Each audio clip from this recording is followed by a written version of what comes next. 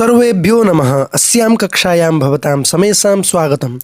तो इस क्लास में हम संस्कृत CUET PG के लिए जो कोड है LAQP03 उस कोड के लिए सिलेबस के कई इकाई को देखने वाले हैं। ठीक है, तो सबसे पहले देखिए, यहाँ पर मैं सिलेबस में ले चलता हूँ आप सबको। देखिए यहाँ पर पहला जो यूनिट है घटक 1, वहाँ में जो वैदिक संहिता, ब्राह्मण ग्रंथ, आरण्य ग्रंथ, उपनिषद, वेदांग, दर्शन इत्यादि जो विषय है उन सभी को मैंने अच्छे से पढ़ा दिया है। ठीक है, रामायण महाभारत पुराण कुछ बचा हुआ है, मैं कई कक्षाओं को ला करके उन सब चीज़ों को पढ़ा दूंगा।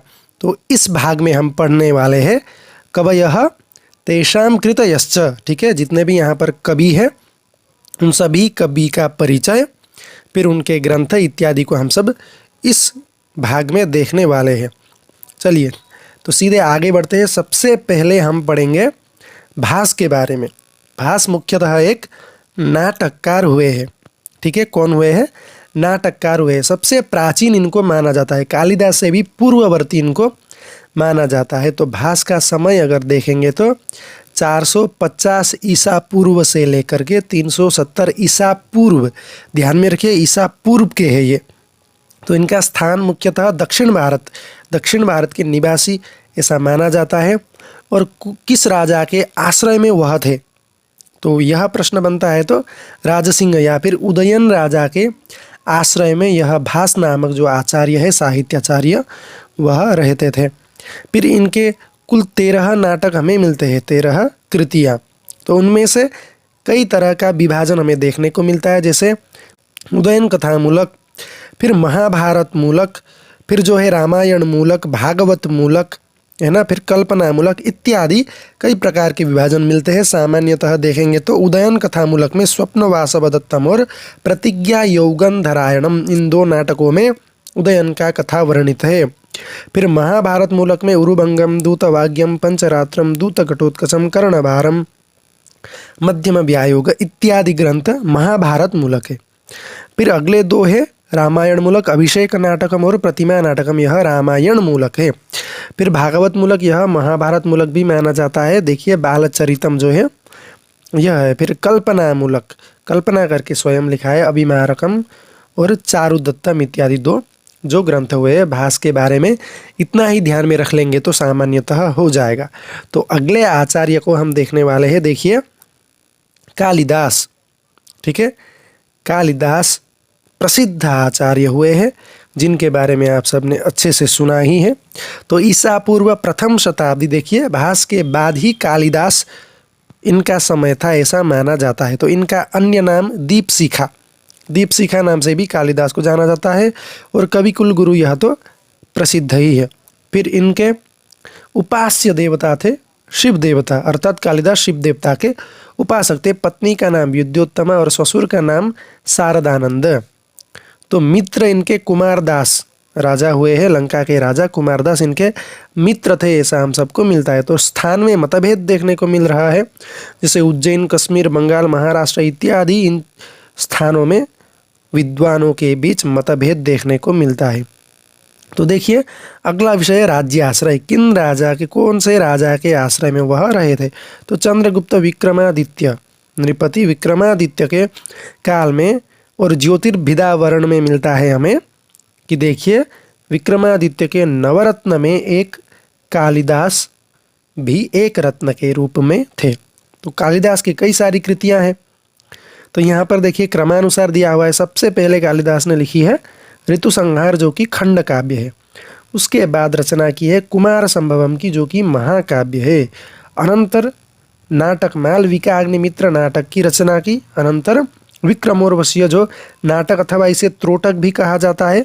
फिर इसके बाद मेघदूत खंड काव्य की रचना की। फिर मेघदूत के बाद रघुवंशम जो कि महाकाव्य, इसकी रचना की। और अंतिम में जो है अभिज्ञान शाकुंतलम, इस नाटक की रचना की कालिदास ने ऐसा माना जाता है। और अभिज्ञान शाकुंतलम सबसे प्रसिद्ध उनकी कृति है। तो उनके प्रिय छंद 2 थे, उपजाति और अनुष्टुप। फिर अलंकार, उपमा कालिदासस्य, यह तो प्रसिद्ध ही है। और रीति वैदर्भी रीति के प्रख्यात आचार्य माने जाते हैं। गुण का ज़्यादातर प्रयोग करते थे, प्रसाद और ज़्यादातर श्रृंगार रस के वर्णना करने में वह प्रसिद्ध हुए। किंगवदंती जैसे विद्योत्तमा, कुमारदास, विक्रमादित्य, भोज इत्यादि के विषय में किंवदंतियाँ मिलती है। ठीक है, चलिए तो अगले आचार्य को देखते हैं हम। शूद्र का आचार्य जिन्होंने मृच्छकटिक नामक प्रकरण लिखी है। ठीक है, तो यह प्रथम शताब्दी ईसा पूर्व लगभग कालिदास के पश्चात इनको माना जाता है। इनका अन्य नाम भी था शिमुक या फिर सिमुक, इस प्रकार से मिलता है। इनकी कृति प्रसिद्ध कृति जो है मृच्छकटिक, जिसे हम प्रकरण कहते हैं, जहाँ पर 10 अंक होते हैं उसे प्रकरण कहा जाता है। और पद्मा प्रभृति का यह भाण भी शूद्रक ने लिखा है, ऐसा हम सबको मिलता है। ठीक है, तो देखिए रीति जो है वैदर्भी रीति और रस श्रृंगार का यह आचार्य प्रयोग ज़्यादातर करते थे। तो देखिए अश्वघोष, ये भी कालिदास के पश्चात ही माने जाते हैं। तो इनका भी समय प्रथम शताब्दी ईसवीय इस प्रकार से माना जाता है। लेकिन कई आचार्यों में मतभेद है कि कालिदास से पहले हुए थे अश्वघोष। ठीक है, तो यह मतभेद देखने को मिलता है। लेकिन अन्य नाम अगर देखें तो सुवर्णाक्षी पुत्र, क्योंकि इनकी माता का नाम सुवर्णाक्षी था। फिर बौद्ध कवि नाम से भी यह अश्वघोष प्रसिद्ध है, क्योंकि बौद्ध दर्शन के यह प्रख्यात आचार्य थे। देखिए तो माता का नाम था सुवर्णाक्षी, इनका स्थान साकेत, ऐसा हम सबको प्राप्त होता है। सारीपुत्र प्रकरण और सौंदरानंद काव्य में इस प्रकार से मिलता है कि अश्वघोष का स्थान साकेत है। तो कृतियाँ अगर देखें तो उससे पहले देखें कौन से राजा के आश्रय में रहे थे, तो वह कनिष्क राजा के आश्रय में अश्वघोष रहे थे। तो कृतियों में कई सारी कृतियाँ हैं, बुद्ध चरितम, सौंदरानंदम दोनों महाकाव्य है। फिर सारीपुत्र जो है प्रकरण है, 10 अंक यहाँ पर मिलते हैं। तो सूत्रालंकार जो कि कथा संग्रह है, पाली जातकों की कथा संग्रह है। वज्रसूची जो कि जाति व्यवस्था पर आक्षेप करने वाला ग्रंथ है। फिर महायान श्रद्धोत्पाद जो यह ग्रंथ है, दार्शनिक ग्रंथ है महायान संप्रदाय से। फिर गंडी स्तोत्र गाथा बुद्ध की स्तुति के लिए, और एक प्रसिद्ध नाटक है राष्ट्रपाल जो कि एक गेय नाटक है। ठीक है, तो अश्वघोष को अगर इतना ही देख लेंगे तो आप सबके लिए सामान्यतः हो जाएगा। तो चलिए अगले जो आचार्य है उनके बारे में देख लेते हैं। विशाखदत्त, यह भी प्रसिद्ध आचार्य हुए हैं जिन्होंने मुद्रा राक्षसम नाटक लिखी है। ठीक है, तो यह चतुर्दश शताब्दी के हुए हैं। और इनके पितामह बटेश्वर दत्त थे। पिता जो है भास्कर दत्त नाम से प्रसिद्ध है, जिन्हें महाराज पृथु भी कहीं कहीं मिलता है। तो देखिए बिहार या बंगाल के रहने वाले यह विशाखदत्त थे, ऐसा हम सबको प्राप्त होता है। और राज्याश्रय स्वयं राजा थे, तो किन राजा के आश्रय में रहेंगे, है ना। तो कृतियाँ 3 हैं, देवी चंद्रगुप्तम, राघवानंद नाटकम, मुद्रा राक्षसम। तो प्रसिद्ध जो है मुद्रा राक्षस प्रसिद्ध नाटक इनकी कृति है। रीति वैदर्भी और गौड़ी का यह प्रयोग किया करते थे। तो अगले आचार्य है भारवी, इनके बारे में तो प्रश्न बनना ही है आप सबको। तो एक ही कृति प्रसिद्ध कृति है किरातार्जुनीयम, बृहत्रयी में भी आता है ना। तो 6ठी शताब्दी के उत्तरार्ध अर्थात लगभग 7वीं शताब्दी के पूर्वार्ध के समय में भारवी हुए थे, ऐसा मिलता है। तो इनके अपर नाम भी है 2। देखिए दामोदर और आतपत्र नाम से भी इनको जाना जाता है। आतपत्र भारवी, दामोदर भारवी, ऐसा करके भी मिलता है। तो पिता जो है श्रीधर नारायण स्वामी अवंती सुंदरी कथा के अनुसार, माता सुशीला, पत्नी रसिकवती थी इनकी, और पुत्र जो है मनोरथ, पौत्र जो है वीरदत्त, गौरी प्रपौत्र जो है दंडी। भारवी के प्रपौत्र दंडी हुए थे, ऐसा हम सबको मिलता है। फिर स्थान जो है नासिक प्रदेश में अचलपुर नामक एक स्थान है, वहाँ पर ये रहा करते थे।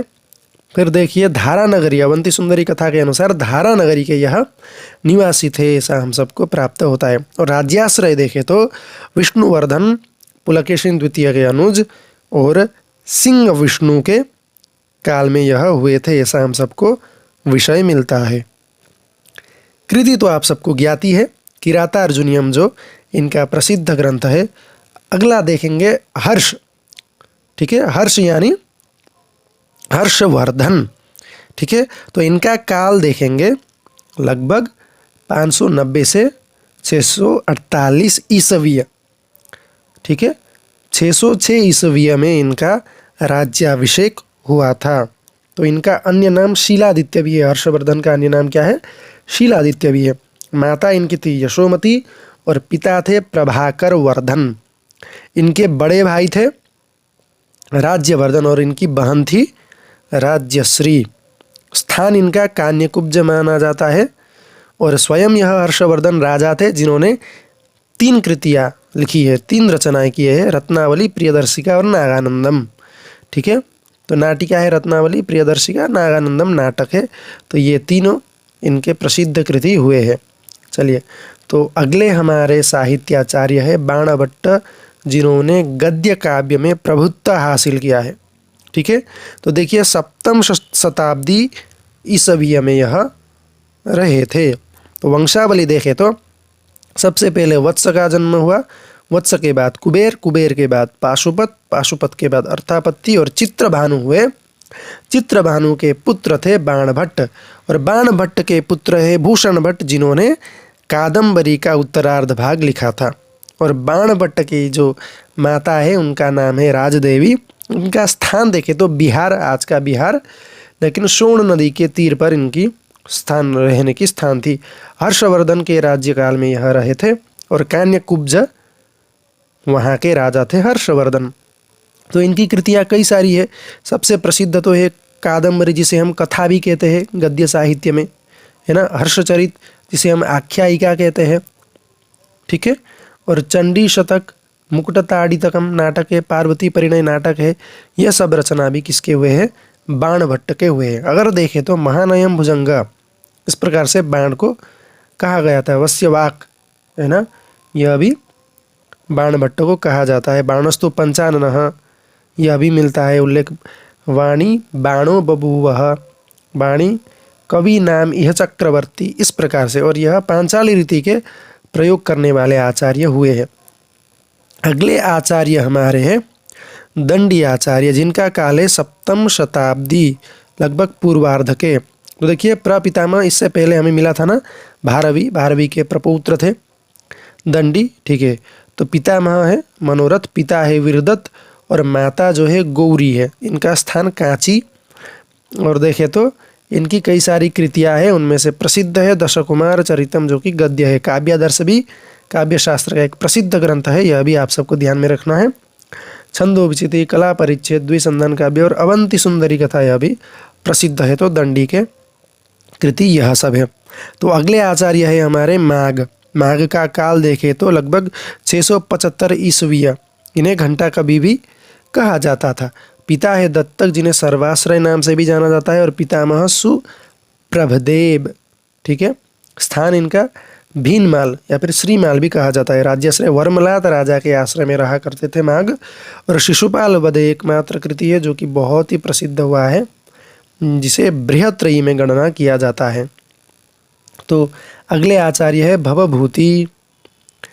तो उत्तर रामचरितम, रामायण के ऊपर आधार करके लिखा हुआ एक नाटक बहुत प्रसिद्ध हुआ है। ठीक है, 650 से 750 ईस्वी में लगभग ये रहे थे। इनका मूल नाम श्रीकंठ था, लेकिन भवभूति नाम से प्रसिद्ध हुए हैं। अन्य नाम उदुम्बर, उम्बेक इत्यादि नाम से भी जाना जाता है। जिनके पितामह थे भट्टगोपाल, पिता थे नीलकंठ, फिर माता जतुकर्णी, जतुकर्णी पुत्र भी कहा जाता है भवभूति को। गोत्र काश्यप था इनका। इनके गुरु देखें तो ज्ञाननिधि और कुमारिला भट्ट, यह मीमांसक कुमारिला भट्ट है। फिर उपास्य देवता थे शिव देवता। स्थान इनका पद्मपुर था विदर्भ देश में। और राज्याश्रय यशोवर्मा राजा के आश्रय में यह रहे थे।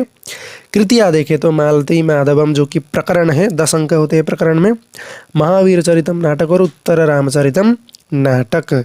रीति यह गौड़ी और वैदर्भी रीति का प्रयोग किया करते थे। रस में देखें तो करुण रस, उत्तर रामचरित भवभूतिर विशेष्यता, यहाँ पर करुण रस एको एवं अंगे करुण रस, इस प्रकार से यहाँ पर व्याख्या मिलता है। करुण रस उत्तर रामचरितम में है। फिर शिखरिणी और अनुष्टुप छंद का बहुत ज़्यादा प्रयोग किया करते थे, जिन्हें भवभूति को पदवाक्य प्रमाणज्ञ कहा जाता है, वश्यवाक भी कहा जाता है, परिणत प्रज्ञ और शिखरिणी कवि भी इन्हें कहा जाता है। ठीक है, तो देखिए अगला विषय जो है उसे देखेंगे भट्ट नारायण। ठीक है, 650 से 675 के बीच यह हुए थे, ऐसा हमें मिलता है। फिर मृगराज, लक्ष्मण, कवींद्र, कवि मृगेंद्र, मृगराज इत्यादि नाम से भी भट्ट नारायण को जाना जाता है, जिनका गोत्र था शांडिल्य गोत्र। इनका भी स्थान कान्यकुब्ज है। कोई कोई आचार्य बोलते हैं कि बंगाल के निवासी थे। गौड़ाधिपति आदिसूर के निमंत्रण पे वह बंगाल गए थे, ऐसा हमें मिलता है। फिर राज्याश्रय गौड़ाधिपति आदिसूर के राज्याश्रय में यह रहे थे। इन्होंने एकमात्र कृति की रचना की, वेणी संहार, जो कि बहुत ही प्रसिद्ध है। ठीक है, तो अगले आचार्य कौन है? तो बिल्हण। बिल्हण देखिए एकादश शताब्दी से द्वादश शताब्दी के बीच में हुए हैं, ऐसा हमको मिलता है। अन्य नाम इनका है विद्यापति, विद्यापति बिल्हण, इस प्रकार से। ठीक है, पिता इनके हुए हैं ज्येष्ठ कलश, माता है नागदेवी, पितामह है राजकलश और प्रपितामह है मुक्ति कलश, और इनका स्थान कश्मीर ऐसा हमको प्राप्त होता है। चालुक्य वंशी जो विक्रमादित्य षष्ठ थे, उनके राज्याश्रय में यह बिल्हण रहा करते थे। और इनकी कृतियां हैं, देखिए विक्रमांक देवचरितम जो कि महाकाव्य है, कर्ण सुंदरी जो कि नाटिका है, और चौर पंचाशिका जो कि गीति काव्य है। 3 आप सबको ध्यान में रख लेना है, परीक्षा में यहाँ से प्रश्न बनते हैं। तो श्रीहर्ष है अन्य हमारे कवि। देखे यह 12वीं शताब्दी के उत्तरार्ध में रहे थे, ऐसा हमको मिलता है। नवभारती और कवि पंडित ऐसा भी नाम श्रीहर्ष के बारे में हमें मिलता है। देखिए श्री हीर और मामल्ल देवी माता पिता है इनके। और देखिए स्थान कान्यकुब्ज बंगाल कश्मीर इत्यादि हम सबको मिलता है। जयचंद्र राजा के आश्रय में यहाँ श्रीहर्ष रहे थे। और देखिए कृतियाँ इनकी बहुत सारी प्रसिद्ध है। सबसे पहले तो नैषधीय चरितम बहुत प्रसिद्ध है, खंडन खंडकाद्यम, स्थैर्य विचार प्रकरणम, विजय प्रशस्ति, गौड़ोर्विशकुल प्रशस्ति, अर्णव वर्णन, छिंद प्रशस्ति, शिवशक्ति सिद्धि, नवसाहसांक चरित चंपू, ईश्वराभिसंधि इत्यादि बहुत सारे ग्रंथ को इन्होंने लिखा है।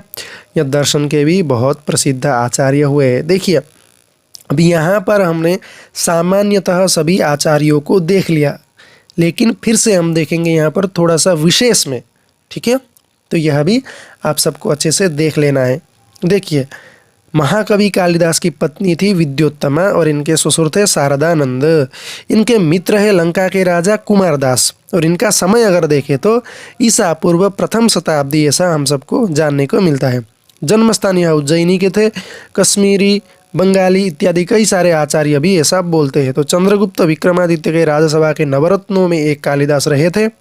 इनका गोत्र था ब्राह्मण, और इनके रचनाएं देखें तो कालक्रम से ऋतुसंहार सबसे पहले, फिर कुमार संभवम महाकाव्य, मालविकाग्निमित्रम नाटक, फिर त्रोटक जो है विक्रमोर्वशीयम, मेघदूतम जो है खंडकाव्य, और रघुवंशम महाकाव्य, और अंतिम में जो रचना की है वह है अभिज्ञान शाकुंतलम जो कि नाटक है। यह उपासक थे शिव के, शिव भगवान के उपासक यह रहे थे। उपजाति और अनुष्टुप छंद का बहुत ही ज़्यादा प्रयोग किया है। उपमा कालिदास से ऐसा सूक्ति हम सबको देखने को मिलता है। तो यह उपमा के बहुत ही प्रचंड विद्वान रहे थे, जिन्होंने वैदर्भी रीति और प्रसाद गुण का प्रयोग करके काव्यों को लिखा है। श्रृंगार रस सबसे ज़्यादा प्रयोग इन्होंने किया है। और इनके अपर कई रचनाएं हम सबको मिलते हैं, जैसे कि काली स्तोत्र, गंगाष्टक, ज्योतिर्विदाभरणम, राक्षस काव्य, श्रुतबोध इत्यादि। लेकिन विद्वानों के बीच मतभेद है कि यह वही कालिदास है या नहीं है। ठीक है, तो देखिए यहाँ पर सबसे पहले लिखा है काली देवी की उपासना करके इन्होंने विद्या की अर्जन की थी, विद्या को प्राप्त की थी। देखिए सबसे पहले कालिदास मूर्ख थे, और इनको छलवश पंडितों ने क्या कराया, रानी के वहाँ विवाह करा दिया। और रानी को जब पता चला कालिदास मूर्ख है तो उन्होंने भगा दिया अपने गृह से कालिदास को। और कालिदास ने शोकवश, लज्जावश अध्ययन करके काली देवी की उपासना करके ज्ञान को अर्जन किया। और जब ज्ञान को अर्जन किया और जा करके उन्होंने विद्युत्तमा को फिर से बोला कि दरवाजे में खड़े होकर के अनावृत कपाटम द्वारम देहि, दरवाज़ा खोल दो, आवृत कपाट जो है उसको अनावृत करो, द्वार को खोल दो। तो विद्युत्तमा ने कहा कोई विद्वान आया है क्या, अस्ति कश्चित् वाग विशेषः, इस प्रकार से विद्युत्तमा ने कहा। तो जो 3 शब्द को प्रयोग करके विद्युत्तमा ने कहा अस्ति कश्चित् वाग विशेषः, अस्ति से कालिदास ने कुमार संभवम की रचना की। अस्त्युत्तरस्याम दिशि देवतात्मा, इस प्रकार से श्लोक प्रारंभ होता है। और कश्चित जो शब्द है उससे मेघदूत की रचना की। कश्चित कांता विरह गुरुणा स्वाधिकारात् प्रमत्तः, इस प्रकार से फिर वागर्था विव संपृक्तो वागर्थ प्रतिपत्ति, इस प्रकार से वाक शब्द से रघुवंशम की रचना की। इस प्रकार को हम सबको क्या मिलता है, किंवदंती मिलता है। फिर देखें तो ज्योतिर्विदावरण जो एक ग्रंथ है, उस ग्रंथ में हमें मिलता है कि जो चंद्रगुप्त विक्रमादित्य थे उनके सभा में 9 रत्न, 9 पंडित रत्न के रूप में 9 पंडित थे, उनमें से एक महान पंडित थे कालिदास। ऐसा हम सबको ज्योतिर्विदावरण ग्रंथ में प्राप्त होता है। ठीक है, तो देखिए एक किंवदंती के अनुसार लेकिन धारा के राजा जो भोज है उनके प्रधान कवि भी कालिदास रहे थे, ऐसा हम सबको सुनने को मिलता है। फिर और एक किंवदंती है जहाँ से हम सबको प्रश्न बनता है, देखना है कि कालिदास का जो समय है अंतिम समय, उस समय में वह जाकर के लंका के महाराज कुमारदास के वहाँ बिता रहे थे। जब वहाँ पर थे तो धन के लोभ में एक वैश्या ने उनकी क्या कर दी, हत्या कर दी। इस प्रकार की भी हमें एक किंवदंती देखने को मिलती है। ठीक है, तो देखिए कालिदास की कई सारी उपाधियां हैं, दीपशिखा कालिदासः, रघुकार, कविकुल गुरु, कविता कामिनी विलासः, उपमा सम्राट इत्यादि कई सारे हमको कालिदास की अन्य नाम अपर नाम मिलते हैं। देखिए कालिदास के बारे में कई सारी प्रशस्तियाँ भी मिलते हैं। जैसे सबसे पहले देखिए निर्गतासु नवाकस्य कालिदासस्य सूक्तिषु प्रीतिर्मधुर सांद्रासु मंजरीश्व बजायते, यह बाणभट्ट ने हर्षचरित जो ग्रंथ है वहाँ पर बताया है। और अगला जो है प्रसिद्ध कविकुल गुरु कालिदासो विलास, जयदेव ने अपने प्रसन्न राघव नामक ग्रंथ में लिखा है। फिर अगला एक प्रसिद्ध सूक्ति यहाँ पर है, देखिए मैंने कई सारी सूक्तियों को दे दिया है, अगर आपको देखना है तो वह देख सकते हैं। यहाँ पर देखिए पुरा कवि नाम गणना प्रसंगे कनिष्ठिकाधिष्ठित कालिदास अद्यापित तुल्य कबीरभाव दनामिका सार्थवती बभूव। इस प्रकार से मल्लीनाथ ने, जो प्रसिद्ध टीकाकार जो हुए हैं साहित्य ग्रंथों के, उन्होंने मल्लीनाथ ने यह बताया है। और देखिए ऐहोल शिलालेख में हम सबको मिलता है, क्या मिलता है, स विजयताम रवि कीर्ति ही कविताश्रित कालिदास भारवी रवि कीर्ति ही, भारवी कीर्ति ही, इस प्रकार से मिलता है। तो देखिए यहाँ पर इतना ही अगर देख लेंगे तो सामान्यतः कालिदास के बारे में हो जाएगा। और अगले हमारे जो आचार्य हैं वह है भवभूति। देखिए भवभूति के बारे में इनके पितामह है भट्ट गोपाल और पिता है नीलकंठ, माता जतुकर्णी या फिर जातुकर्णी, इसलिए जतुकर्णी पुत्र या फिर जातुकर्णी पुत्र भी भवभूति को कहा जाता है। इनका नाम जो था भट्ट श्रीकंठ या फिर श्रीकंठ था मूल नाम, लेकिन प्रसिद्ध होने के बाद इनको भवभूति नाम से ख्याति अर्जन हुई। तो देखिए ज्ञान निधि और कुमारिला भट्ट इनके 2 गुरु थे। तो दार्शनिक नाम उनका जो है उदुम्बर, उम्बिकाचार्य, उम्बेक इत्यादि उनका दार्शनिक नाम है, क्योंकि यह दर्शन के भी आचार्य हुए हैं। दक्षिण भारत में पद्मपुर जो नगर है उनके वहाँ के निवासी यह थे। उपाधि में देखिए पदवाक्य प्रमाणज्ञ, पद यानी व्याकरण, व्याकरणज्ञ, वाक्य यानी मीमांसा, वाक्यज्ञ, प्रमाण यानी न्याय, प्रमाणज्ञ इत्यादि इनको, क्योंकि इनको व्याकरण, मीमांसा और न्याय की ज्ञान थी, प्रभुत्व थी, तो इसीलिए इनको पदवाक्य प्रमाणज्ञ कहा गया। अवश्य वाक, परिणत प्रज्ञ, शिखरिणी कवि इत्यादि नाम से भी इनको जाना जाता है। यह काश्यप गोत्र के हुए हैं। अगर इनको देखें तो तृतीय शाखा पाठी यह ब्राह्मण थे और कान्यकुब्ज नरेश इनके आश्रयदाता रहे थे। कान्यकुब्ज नरेश यशो वर्मा इनके आश्रयदाता रहे थे। ठीक है, अगर हम समय देखें भवभूति का तो देखिए समय जो है 650 ईसवीं से लेकर के 750 ईसवीं तक, अर्थात 7वीं शताब्दी के उत्तरार्ध में यह भवभूति नामक आचार्य साहित्याचार्य हुए थे, ऐसा हम सबको मिलता है। तो देखिए रचनाएं, 3 रचनाएं इनकी प्रसिद्ध है। मालती माधव जो कि प्रकरण है, प्रकरण में कितने अंक होते हैं, 10 अंक होते हैं। और महावीर चरित जो है यह नाटक है और उत्तर रामचरितम यह भी नाटक है। भवभूति की रीति प्रसिद्ध थी गौड़ी, गौड़ी रीति में यह ज़्यादातर ग्रंथों की रचना करते थे। गौड़ी और वैदर्भी का समन्वय हमें उत्तर रामचरितम में देखने को मिलता है। और इनका जो प्रिय रस है करुण रस है, क्योंकि उत्तर रामचरितम ग्रंथ में करुण रस इन्होंने बहुत अच्छे ढंग से व्याख्या किया हुआ है, दर्शाया हुआ है। फिर अनुष्टुप और शिखरिणी छंद के कवि थे, शिव के उपासक थे, जिन्हें परिणत प्रज्ञ, वश्यवाक इत्यादि भी कहा जाता है। ठीक है, तो देखिए इनके कई सारी प्रशस्तियाँ भी यहाँ पर लिखा हुआ है। देखिए उत्तर रामचरिते भवभूतिर विशस्यते, है ना, विक्रमार्क इन्होंने यह बताया था।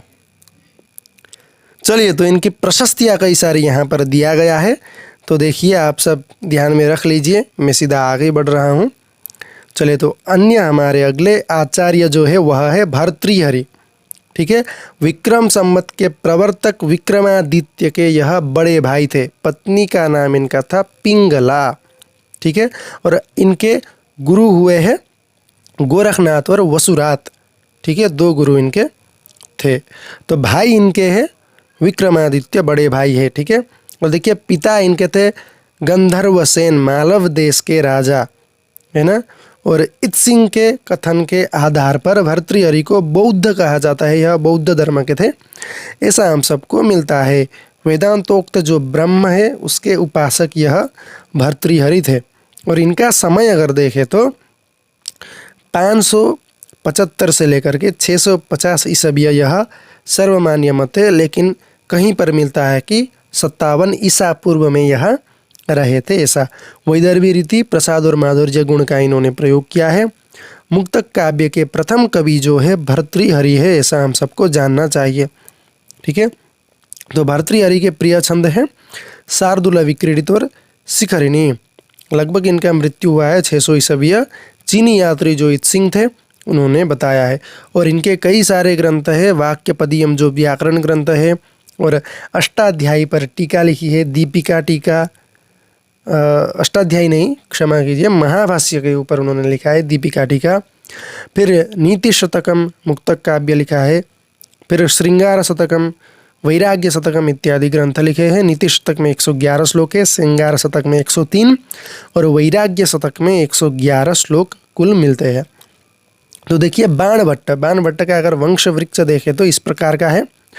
वत्स हुए हैं, उनके बाद कुबेर का जन्म हुआ, उनके बाद पाशुपत का जन्म हुआ, उनके बाद अर्थापत्ति का, और उनके बाद चित्रभानु का जन्म हुआ जो कि बाणभट्ट के पिता थे। चित्रभानु के पुत्र है बाणभट्ट, और बाणभट्ट के पुत्र है भूषण भट्ट, जिन्हें पुलिंद भट्ट और पुलिन भट्ट भी कहा जाता है, जिन्होंने बाणभट्ट की जो कादम्बरी थी उसको संपूर्ण किया है। ठीक है, अगर किस स्थान के निवासी ऐसा देखें तो सोन नदी के पास जो प्रीतिकुट नामक ग्राम था वहाँ के निवासी है, ऐसा हम सबको मिलता है। और सम्राट हर्षवर्धन के सभा पंडित थे, ऐसा हम सबको देखने को मिल रहा है।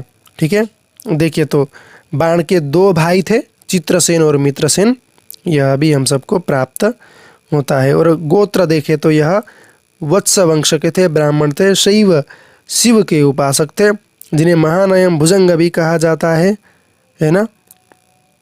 और देखिए यहाँ पर बाण की रचनाओं को देखेंगे तो कादम्बरी कथा है, हर्षचरितम आख्यायिका है, चंडी शतक मुक्तक है, मुकुटताड़ितक काव्य है, और पार्वती परिणय नाटक, मुकुटताड़ितक भी नाटक है, यह है। देखिए हम सबको जो सूक्तियाँ मिलती है, कथन मिलती है, वस्यवाणी कवि चक्रवर्ती हर्षवर्धन ने बताया है। बाणस्तु पंचानन श्री चंद्रदेव ने बताया है।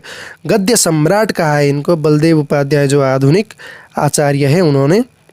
और महानयम भुजंग जो है हर्षवर्धन ने इनको कहा था। ठीक है, चलिए तो अगला विषय देखते हैं कि भारवी के बारे में, जिनके पिता हुए हैं श्रीधर, जिसे नारायण स्वामी भी कहीं कहीं मिलता है। अवंती सुंदरी कथा के अनुसार माता सुशीला है, पत्नी रसिकवती या फिर रसिका थी, इनके पुत्र हुए थे मनोरथ। इनका मूल नाम था भारवी का दामोदर, आतापत्र भारवी, दामोदर भारवी, ऐसा भी मिलता है। गोत्र इनका कुशिक था और जन्मस्थान इनका अचलपुर नासिक प्रदेश माना जाता है। दक्षिण भारत में जो नासिक प्रदेश है, कहीं पर धारानगरी, जैसे अवंती सुंदरी कथा में कहा गया है कि धारानगरी के निवासी थे। और देखिए वंश वृक्ष यहाँ पर दिया है। भारवी के पुत्र हुए मनोरथ, मनोरथ के पुत्र हुए हैं वीरदत्त, और इनके पुत्र हुए हैं दंडी। ठीक है, तो शैव संप्रदाय के थे। आतापत्र भारवी यह प्रसिद्ध सूक्ति है। आश्रयदाता देखिए विष्णुवर्धन, सिंह विष्णु, दुर्विनीत, महेंद्र विक्रम इत्यादि कई राजाओं के बारे में यहाँ पर हमको विषय मिलता है। तो देखिए राजा दुर्विनीत ने किरातार्जुनीयम के 15वें सर्ग पर एक टीका की रचना की है। भारवी दंडी के प्रपितामह थे, ऐसा आप सबको जानना चाहिए। ठीक है, तो देखिए मल्लिनाथ ने भारवी का जो किरातार्जुनीयम था उसके ऊपर घंटापत नामक टीका की रचना की है। यह परीक्षा में पूछा जाता है। और देखिए नारिकेल फल संमितम वचः, इस प्रकार से महाकवि भारवी के बारे में मल्लिनाथ ने कहा है। ठीक है, और ऐहोल शिलालेख में भी भारवी के बारे में मिलता है। भारवी के रातार्जुनीयम को लक्ष्म्यंत महाकाव्यम कहा जाता है। माघ के शिशुपाल वध को श्रीयंत महाकाव्यम कहा जाता है। श्री हर्ष के नैषधीय चरितम को आनंदांत महाकाव्य कहा जाता है। और देखिए भारवी के बारे में सूक्ति प्रशस्तियाँ यहाँ पर है। भारवे रथ गौरवम किसने कहा? उद्भट ने कहा। और नारिकेल फल संमितम वचो भारवे सपति तद्विवज्यते, इस प्रकार से किसने कहा? मल्लिनाथ ने। ठीक है, तो यहाँ पर यह कक्षा समाप्त होती है। मिलते हैं अगली कक्षा में, तब तक के लिए धन्यवाद। नमो नमः।